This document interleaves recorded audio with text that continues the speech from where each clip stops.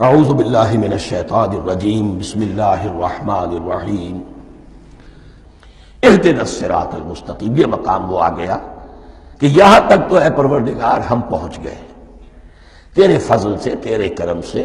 فطرت سلیمہ بھی تیری عطا کردہ تھی، عقل سلیم بھی تیری ودیت کردہ تھی، ان دونوں کی روشنی سے ہم یہاں تک تو پہنچ گئے۔ اب ہماری جو ضرورت ہے، احتیاج ہے، وہ کیا ہے؟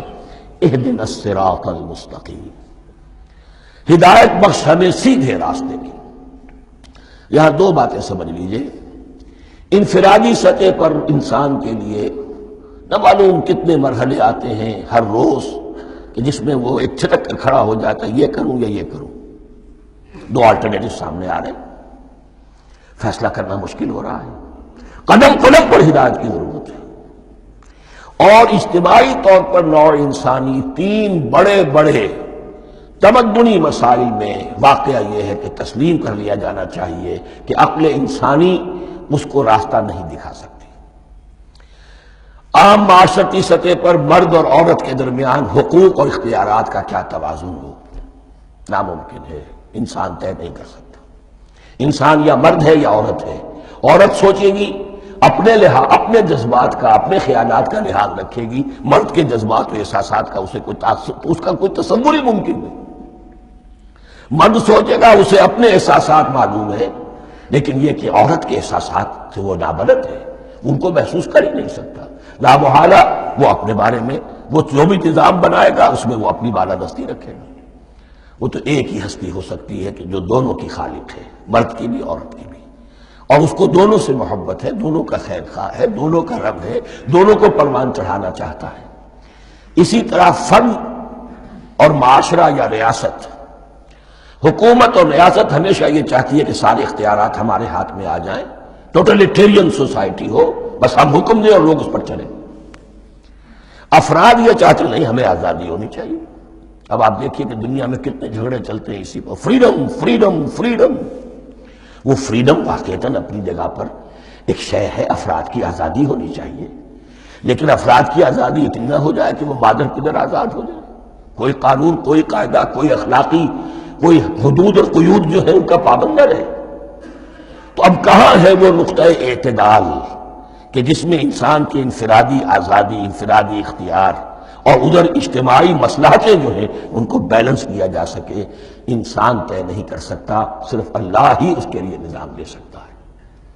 تیسرا مسئلہ ہے سرمایہ اور محنت، اس میں کیا توازن ہو؟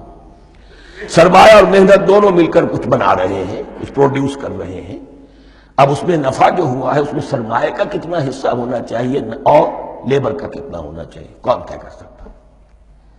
اس کے لیے بھی کہ ایسا نہ ہو کہ سرمایہ داری جو ہے آکاش بیل بن کر پورے معاشرے پر چھا جائے، اور غریب بیچارہ، مزدور بیچارہ، کاشتکار بیچارہ، وہ گویا کہ چکی کے دو پارٹوں میں پس کر رہ جائے، اس کی کوئی حیثیت نہ رہ جائے۔ لیکن یہ کہ دوسری طرف اگر یہ کہ مزدور کا جو حق ہے اس سے زیادہ اس کو دے دیا جائے تو سرمایہ جو ہے وہ سکڑ جائے گا، شائی ہو جائے گا، وہ پھر میدان میں نہیں آئے گا۔ کیا کیا جائے؟ کون سا نقطہ عدل و اعتدال ہے؟ یہ تین مسائل ایسے ہیں، اہدنا الصراط المستقیم۔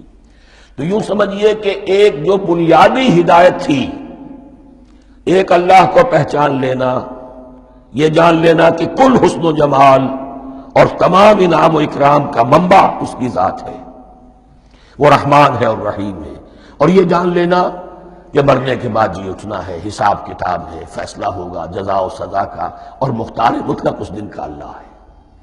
پھر یہ عہد کر لینا ایاک نعبد و ایاک نستعین۔ اس کے بعد دعا، پروردگار ہمیں ہدایت پر قائم رکھ، ہماری ہدایت میں اضافہ فرما۔ اس ہدایت کے لفظ کو سمجھ لیجئے، بنیادی ہدایت، تفصیلی ہدایت، قدم قدم پر ہدایت، ہدایت پر ہدایت۔ والذین اہتدوا زادہم ہدی، جو لوگ ہدایت کے راستے پر آتے ہیں اللہ ان کی ہدایت میں اضافہ کرتا ہے۔ تو یہ قدم قدم پر ہمیں ہدایت کی ضرورت ہے اور مرحلہ وار ضرورت ہے۔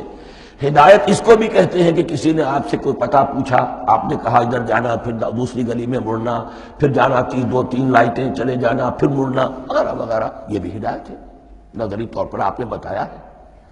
ایک ہدایت یہ ہوئی کہ بھائی میں چلتا ہوں آپ کے ساتھ، میں آپ کو وہاں تک پہنچا دوں گا تاکہ آپ کو دقت نہ ہو. آپ نے منزل تک پہنچا دیا. ان دونوں کے درمیان، یہ تو میں نے ایک فرد کی مثال دی ہے، اللہ اور بندے کے درمیان نہ معلوم کتنے مراحل ہیں ہدایت کے. تو کسی وقت بھی انسان اپنے آپ کو ہدایت خداوندی سے مستغنا نہیں سمجھ سکتا. اور نہیں تو پروردگار جو ہدایت دی ہے اس کو ہدایت پر قائم رکھ. کیا پتہ شیطان کا کوئی حملہ، کیا پتہ ہمارے نفس کی کوئی شرارت کسی ایسے رخ پر ہمیں ڈال دے کہ اب تک کی ساری کمائی بھی ضائع ہو جائے. لہذا یہ نہ سمجھیے کہ جب یہ ساری چیزیں ان کو معلوم تھی، وہ ان چیزوں کا تو اقرار کر رہے تو اب ہدایت کون سی مانگ رہے ہیں. تو ہدایت کا تو بڑا میدان کھلا ہوا ہے. اور اس ہدایت کی وہ جو میں نے آخری شکل آپ کو بتائی ہے کہ منزل مقصود تک پہنچا دے، یہ ہدایت بھی قرآن مجید میں اس معنی میں بھی لفظ آیا ہے کہ اہل جنت جب جنت میں داخل ہوں گے تو جو ترانہ حمد ان کی زبان پر اس وقت ہوگا وہ کیا ہے؟ الحمدللہ الذی ہدانا لہذا وما کنا لنہتدی لولا ان ہدانا اللہ. کل شکر اللہ کا جس نے ہمیں یہاں تک پہنچا دیا، ہدایت دی یہاں تک پہنچا دیا. اور ہم ہرگز نہ پہنچ پاتے، ہم ہرگز ہدایت یافتہ نہ ہو سکتے اگر اللہ ہی ہمیں ہدایت نہ دیتا. اہدنا الصراط المستقیم، سیدھا راستہ. صدق اللہ العظیم.